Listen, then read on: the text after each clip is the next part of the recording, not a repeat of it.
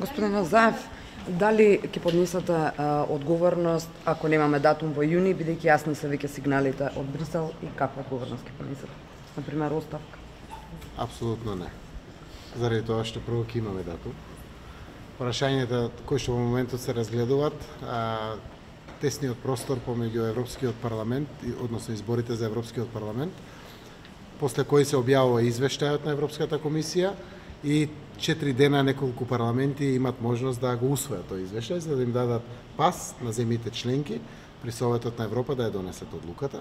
Јас верувам дека оваа земја, дека оваа година нашата земја ќе добие конкретен датум за преговори и немам дилема околу тоа, посебно знаејќи дека остана само уште еден закон из политичкиот диалог да го договориме и не верувам дека причината за недонесување, не дај Боже, на овој закон ќе биде на наша страна, заради тоа што транспарентно го изготвивме законот, огромно мнозинство стои позади законот. Треба, за жал, двотретинско мнозинство да се обезбеди. Ако го обезбедиме, ние немаме друг услов кој што е од делот на критериумите кои што ни се дадени за добивање на датум. Значи, сите други услови кои што ни беа дадени при проектираниот датум за почеток на преговори се исполнети, остана уште политичкиот дел на договарањето за усвојување на законот за јавното обвинителство. Секако уште неколку закони треба да се освојат во парламентот.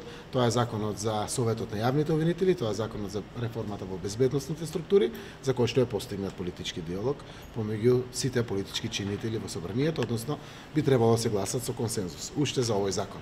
Така да, кога се исполнети сите реформи, кога блескаме во светот, кога држиме лекција на Европа со европски манири и со европски вредности, со европски начин на однесување, апсолутно не ни размислувам за оставка, пак колку и да сакате да бидете опозициона телевизија.